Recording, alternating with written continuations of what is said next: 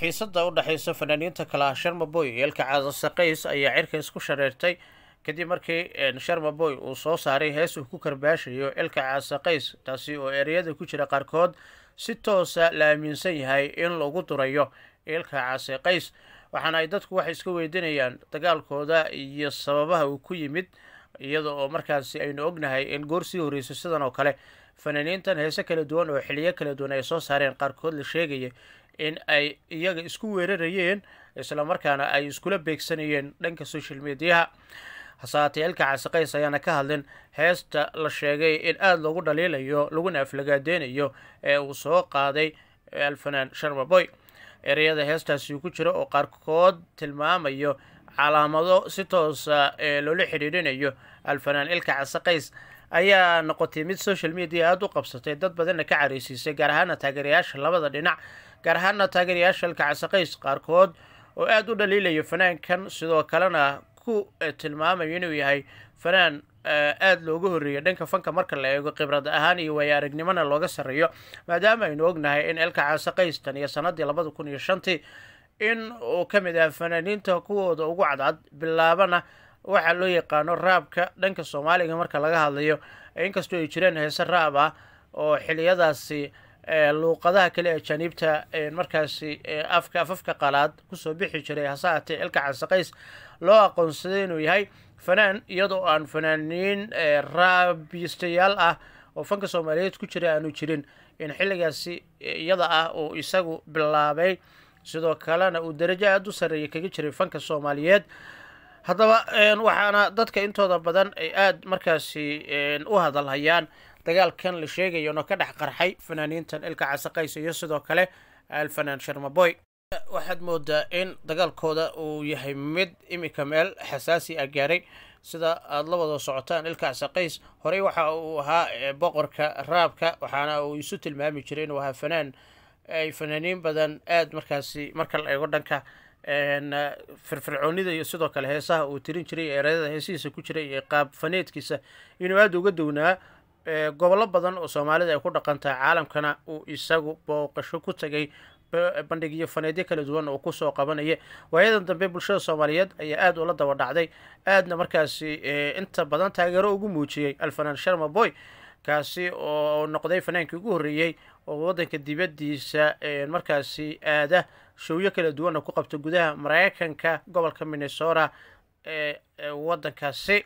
si kastaba ahaatee fanaankan oo waayadii dambe ku sugnaa magaaladaasi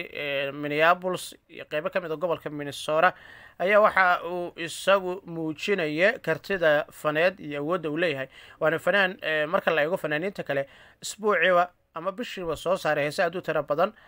taasoo ay adag tahay inay sameeyaan ama wax lagu yaqaana aysan ahaynba fanaaniinta kale ee Soomaaliyeed oo iyagu mar qura sanadkiiba mar ama bilooyin mar laga joogo ay soo saarayaan hees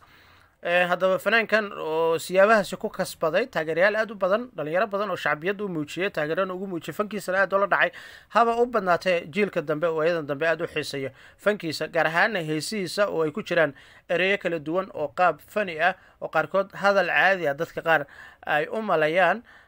in hadal caadi oo la xameeyay ay la mid yihiin hase yeeshee haddana ereyada heesahaasi qaabka ay uu iskuula helayo ay tahay wax adag in markaasi qof fanaan ah uu sameeyo hase yeeshee haddana fanaankan oo isku qiray inuu yahay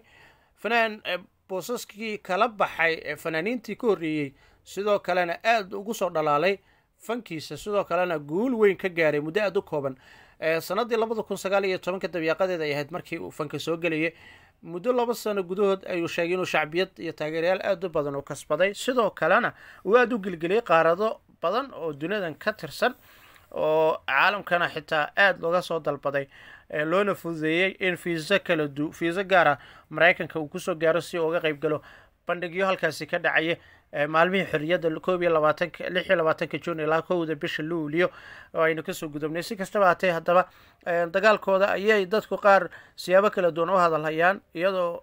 markaas aynu ognahay ereyada uu aad ugu beegsaday alfanaan Sharma Boy Ilka Caasa Qays in xitaa ay dad badan ay aad wax isaga weydiinayaan halka dadka qaar ay labadan fanaan ay ugu baaqayaan inay tanaasul muujiyaan oo ay joojiyaan waxyaabaha dhaga hadalka ee heesooda ku jiro si dirir iyo dagaal looga baaqsado loogana fogaado in aflagaadadu ay sii badato. haddaba ilka casaqays oo aynu ognahay in xagga marka la eego social media inay aad isku hayaan daahir cabdulle calasow oo xitaa dagaal uu kala dhaxeeyo xaaskiisa ilka casaqays xaaskiisa aan yiraahde Naciimo Joker dagaalkaasi oo xitaa soo jireen oo waqti badan qaatay. daahir cabdulle calasow oo live ku jiray oo xitaa heesahan ama heestan imika uu soo qaaday Sharma Boy aad ugu riyaaqay aadna markaasi ugu karbaashayo ilka casaqays oo kamid ah fanaaniinta aad u soo dhaweeyay heeskan lagu durayo. hase yeeshee maadaama cadowtinimo ay weli kala dhaxayso ilka casaqays ayaan weli ka hadlin amuurahan. dadka qaarna waxa ay markaasi ka codsanayaan in uusan hees jawaab u ah heesta alfanaan Sharma Boy uusan isna hawada soo marin oo soo qaadin, maadaama labadooda marka la eego heerarka fankooda uu joogo. ilka casaqays waa fanaan heer aad u sareeya ka gaaray fanka Soomaaliyeed muddo 17 sano ku jiray fanka, sidoo kalena dunida dacaladeeda meel uusan cagta saarin aysan jirin marka laga reebo meelaha yar. inta badanna uu isagu socodka maray. imikaba waxa uu ku sugan yahay Jigjiga dowlad deegaanka Soomaalida Itoobiya, waxaana dhowaan sidoo kale la filayaa in uu socdaal ku maro meelo badan oo Soomaalidu ay ku nooshahay. fanaankan waxa uu sheegay inuu yahay fanaanka ugu horreeyay iskoorkaasi jabiya, fanaan isagoo da'yar hees ama fanka bilaabay, sidoo kalena shirwiyo kala duwan u qabtay Soomaalida meel weliba caalamka ay kaga dhaqan tahay. maadaama ilka casaqays uu yahay muwaadin imika Soomaaliyeed sidoo kalena haysta jinsiyadda Mareykanka, ilka casaqays Sharma Boy ma isku haleeli doonaan gobolkaasi Minnesota, maadaama Sharma aynu ognahay in Mareykanka uu weli ku joogo, weli uu ku sugan yahay oo ilaa imika aanan la ogeyn ama aysan cayimneen muddada uu halkaasi soo joogayay iyo xilliga uu soo laaban doono. fanaaniintan marka la eego da ahaan ilka casaqays waa fanaan aad uga daaweyn. fanaankan Sharma Boy waxa uu ka mid yahay jiilalka imika dambe ee soo ifbaxay. ilka casaqays waa fanaan run ahaantii fanka kusoo jiray muddo aad u fog, xitaa dadka maanta fanaannimada sheeganaya qaarkood xilligaasi ayba fan iyo wax la mid ah aysan aqoon u lahayn. hase yeeshee haddana ilka casaqays ayaana imika markaasi laga dhursugayaa in seefta dhankiisa uu galka kala baxo, isla markaana heesa teelteela uu soo saaro kuwaasi oo karbaash noqonayo, lana aaminsan yahay in uu kaga jawaab celin doono isagana caabin doono weerarka lagu hayo iyo sidoo kale hadallada durmada ah ee si toosa lagula isaga markaasi lagu bartilmaameysanayo. guud ahaan saaxiibada aynu jecelnahay oo inta aynu ugu eegay muuqaalkayga maanta muuqaalkiisa xiga tafaasiil dheeraad ayaan ka siin doonaa. macluumaadka wixii soo kordho haddii ay baweyne raalli ka noqdo waad ku mahadsantihiin sida aad noogu xidhan tihiin 100% allaha idin karaameeyo.